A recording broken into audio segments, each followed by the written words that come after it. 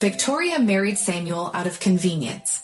There was a big age difference between them, but 18-year-old Victoria was not embarrassed by it. She had learned that the most important thing was confidence in a man and his wealth, and the rest was unimportant. The example of Victoria was her parents. Her mother loved her father very much and forgave him for all his shortcomings, his love of alcohol and other addictions that affected the family budget.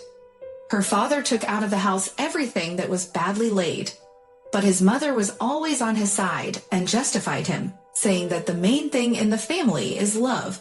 In the end, there was only trouble from great love, and Victoria was taken to her grandmother.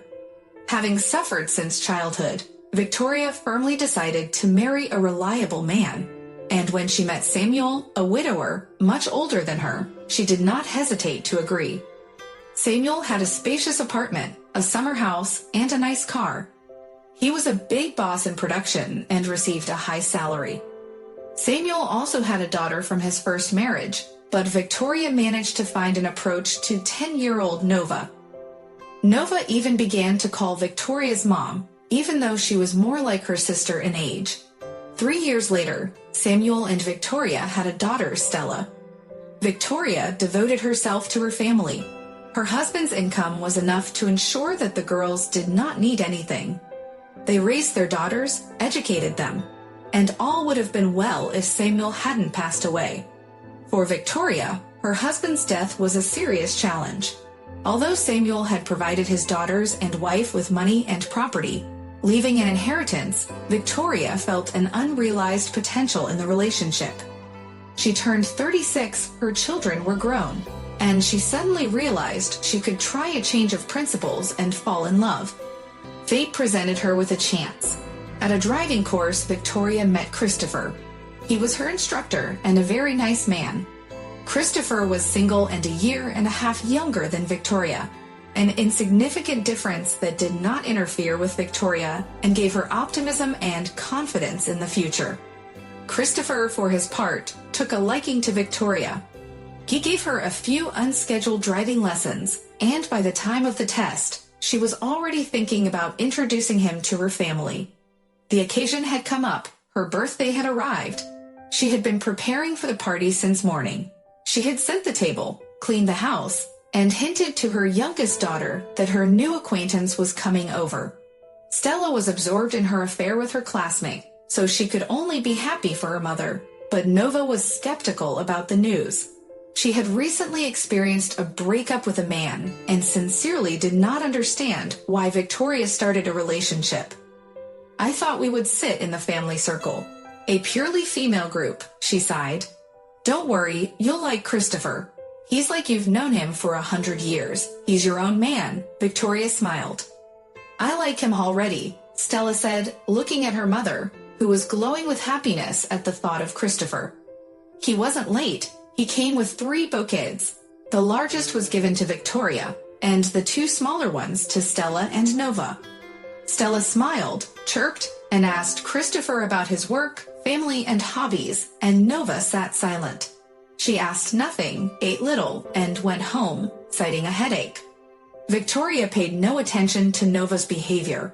She continued to date Christopher. They moved in together. Stella didn't mind. She was building a personal life and waiting for a proposal from her boyfriend. He didn't pull any punches. A month later, the young moved into a new apartment, and Victoria began her second youth. She was insanely happy and wanted to share her happiness with the whole world. The only thing that bothered her was the estranged Nova, who almost stopped calling and visiting. She's depressed. You know, her ex left her for her friend. Now she has no one to be friends with and no one to love. And at her age, most people have families. And you and I are too focused on our happiness. I think she's jealous, Stella shrugged. How can you talk about your sister like that? Victoria was upset. She thought that she should help her daughter cope with depression, and after consulting with Christopher, gave her a certificate for extreme driving to the driving school where she had recently received her license. Nova was skeptical about the gift, but decided to go for fun. After the lesson, Nova was replaced. She came to Victoria and with burning eyes told how adrenaline was rushing in her blood. Can you imagine? The car was skidding so much, I thought we were going to crash. Is it dangerous? Victoria asked. No, Christopher is a real pro. You were right, said Nova excitedly. Christopher? Yeah, he volunteered to teach me.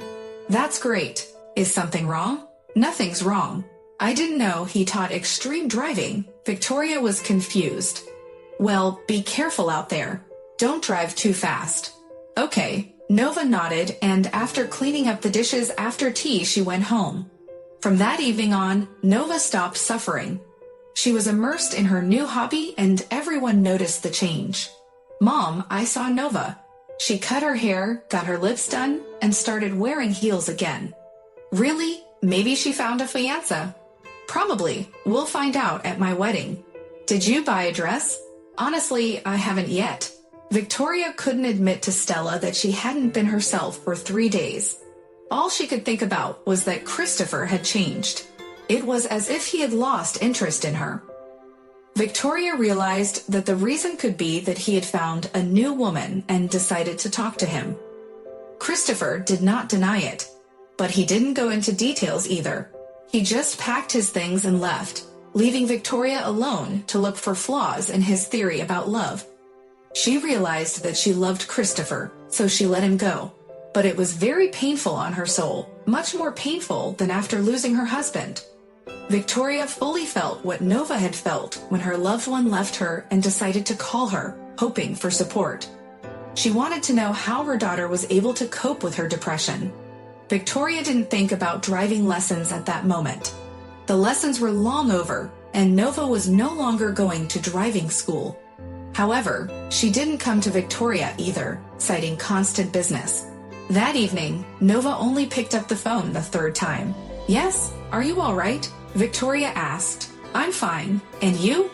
Not really. Christopher's gone. Well, I'm sorry, Nova said rather dryly. They say shopping helps. Would you like to keep me company?